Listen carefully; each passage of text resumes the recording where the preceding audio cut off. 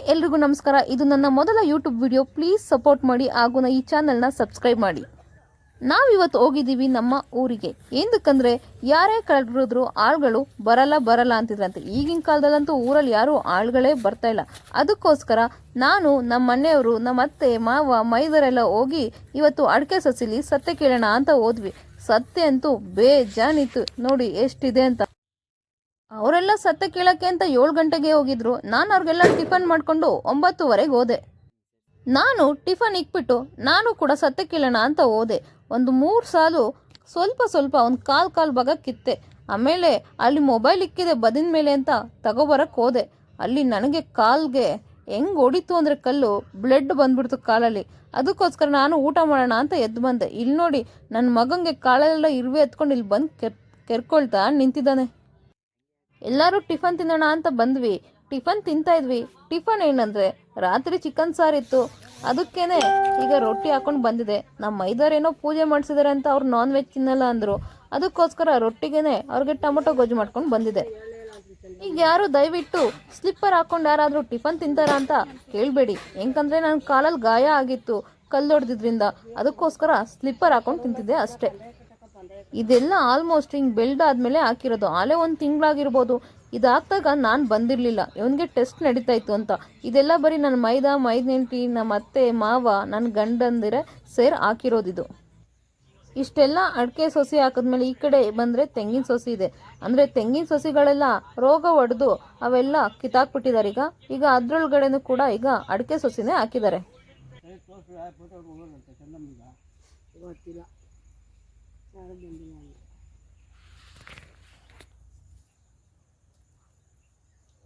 ಜಾಗ ತೋರಿಸ್ತಿದೆಯಾ? ನಾವೇ ತಗೊಂಡು ಹೋದ್ವಿ. ಜನಗಳೇ ಬಂದು ನೋಡ್ತಾರಂತೆ. ನೀವೇ ತಗೊಂಡೋದ್ರಿ ಜನಗಳು ತೋರಿಸ್ತೀರಿ.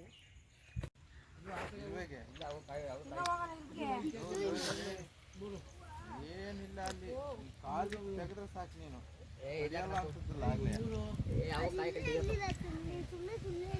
ಪಂಡು ಇಲ್ಲಿ ಈ ಮೂಲೆಯಲ್ಲಿ ಬೆಳೆವಾ ಅಲ್ಲಿ ಮೇಲ್ಗಡೆ.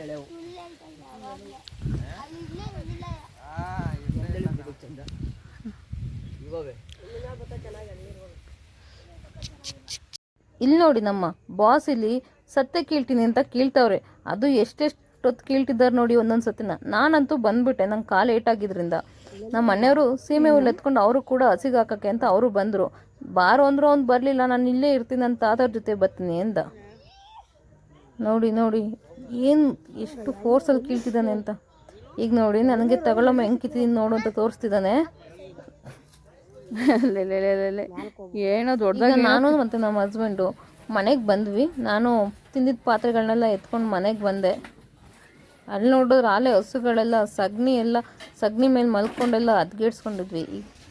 ನಮ್ಮ ಮನೆಯವ್ರನ್ನ ಸಗಣಿ ಬಾಚಾಕ್ರಿ ಅಂದೆ. ನಮ್ಮ ಮನೆ ನನ್ನ ಕೈಲಿ ಆಗಲ್ಲ ಅಮ್ಮ, ನಂಗೆ ಆಳೆ ಸೊಂಟ ನೋವ್ತಿದೆ ಅಂತ ಅಂದರು. ಅದಕ್ಕೆ ನಾನೇ ಎಲ್ಲ ಸಗಣಿನೂ ಬಾಚಾಕಿ ಎಲ್ಲ ಗುಡಿಸ್ಬಿಟ್ಟು ನೀಟಾಗಿ ಕೈಕಾಲು ತೊಳ್ಕೊಂಡು ಮನೆಗೆ ಒಳಗಡೆ ಹೋಗೋಣ ಅನ್ನೋಷ್ಟರಲ್ಲಿ ನನ್ನ ಮಗ ಆಲೆ ಎಂಟ್ರಿ ಕೊಟ್ಟೇ ಬಿಟ್ಟ. ಅಜ್ಜಿ ತಾತ ಬರೋವರೆಗೂ ಬರಲ್ಲ ಅಂತಿದ್ದ ಪುಣ್ಯಾತ್ಮ ಆಲೆ ಇರ್ಬೇಕು ಕಡಿದ್ವು ಅಂತ ಆಲೆ ಕೈಕಾಲು ನೋವ್ತಿದೆ ಅಂತ ಅವನು ಕೂಡ ಮನೆಗೆ ಬಂದ. ಈಗ ನೋಡಿ ಅವ್ರ ಅಪ್ಪ ಅವನ್ನ ಏನೋ ಕೇಳ್ತಿದ್ದಾರೆ.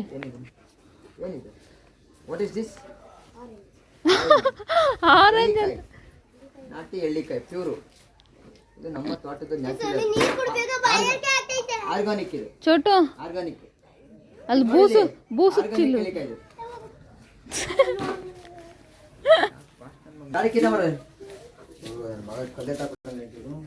ಏನ್ರ ಮೇಲೆ ನೀನ್ ಎತ್ತಾಕಿರ್ತೀಯ. ನೀನ್ ಮಾಡಿರ್ತೀಯ. ಒಂದು ಕೀ ತೆಗಿಯಕ್ ಬರಲ್ಲ.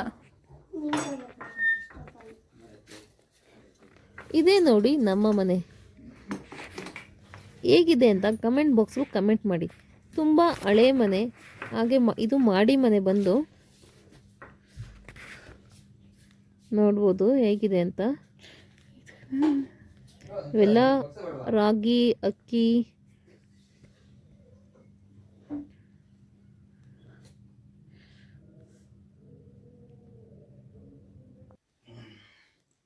ಇದಿಷ್ಟು ನಮ್ಮ ಮನೆ.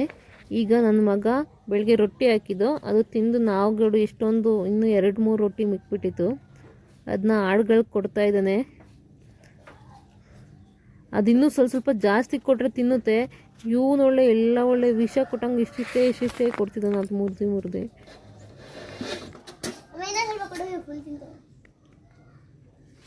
ಹುಡುಗ ನೋಡಿದೆ ನೋಡಿ, ನಿಂಗೆ ಗೊತ್ತಾಗಲ್ವಾ?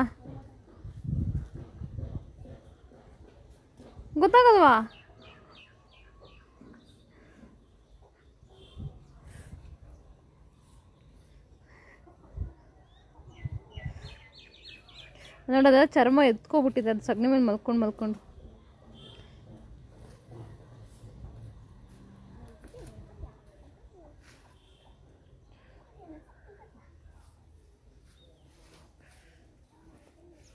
ಇದು ಸಗಣಿ ಮೇಲೆ ಮಲ್ಕೊಂಡು ಹಾರ್ಕೊಂಡೈತಲ್ಲ ಗಾಳಿಗೆ, ಇದಕ್ಕಾದ್ರೆ ಆಗ್ಬೇಕು. ಚರ್ಮ ಕಿತ್ಕೊಂಡೈತೆ. ಗೌರಿ ಗೊಂಗೆ ಆಗಿತ್ತಲ್ಲ. ಯಾರಿಗೆ? ಗೌರಿ. ಗೌರಿ ಗೊಂಗೆ ಆಗಿತ್ತು. ಇವಾಗ ಎಷ್ಟು ದೊಡ್ಡವಳಾಗಳೆ ಅಪ್ಪ. ನೀನು ಅವತ್ತು ನೋಡ್ತಾ ಇದ್ದಾಗ ನಮ್ದೆಲ್ಲ ಇದು ಹಸು ಅಂತ ಹೇಳ್ತಾ ಇದ್ದಲ್ಲ, ನನ್ಗೆ ಗೊತ್ತಿತ್ತು ಇದು ನಮ್ದೇ ಅಂತ.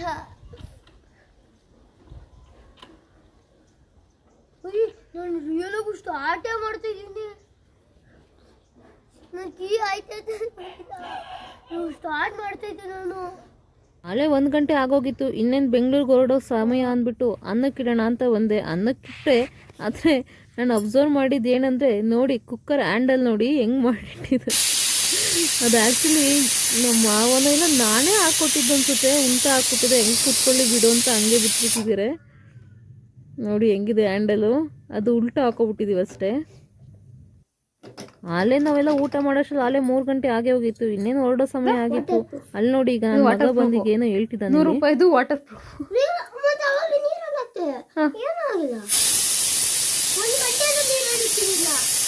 ಒಟ್ಟಿನಲ್ಲಿ ಅದನ್ನು ತೊಳೆವರೆಗೂ ನಿಮ್ಗೆ ಸಮಾಧಾನ ಆಗಲ್ಲ ಆಗ. ಹಂಗೋ ಹಿಂಗೋ 3 ಗಂಟೆಗೆ ಮನೆ ಬಿಟ್ವಿ. ನಾವು ಸೋಲೂರಲ್ಲಿ ತಗೊಂಡಿದ್ದು ಸೀಬೆಕಾಯಿ ಬಂದು ನೆಲಮಂಗ್ಲದಲ್ಲಿ ಕಾಫಿ ಕುಡಿತಾ ಹಂಗೆ ಸೀಬೆಕಾಯಿ ತಿನ್ಕೊಂಡು ಹೋದ್ವಿ. ಸ್ವಲ್ಪ ದೂರ ಹೋದ್ವಿ. ನೋಡಿ ಹೋಗ್ತಿದ್ದಂಗೆ ಟ್ರಾಫಿಕ್ ಜಾಮ್ ಯಾವ ರೇಂಜಿಗಿತ್ತು ಅಂದರೆ 1 ಕಿಲೋಮೀಟ್ರಿಂದ ಮತ್ತೆ ವಾಪಸ್ ಬರೋದು ರೀತಿ ಆಯಿತು.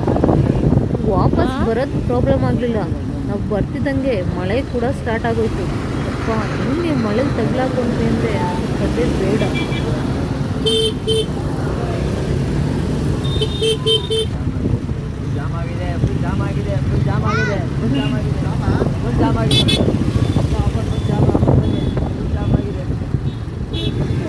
ಓ ಪಾಂಡು ಏನು ಹಿಂಗೆ ಹಂಗೋ ಹಿಂಗೋ ಹೈವೇ ಬಿಟ್ಟು ಕೆಳಗಡೆ ಬಂದ್ವಿ.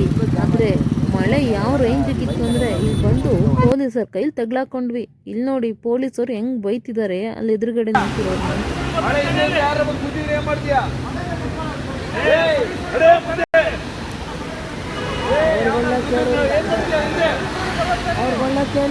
ಕೇಳಿಲ್ಲ.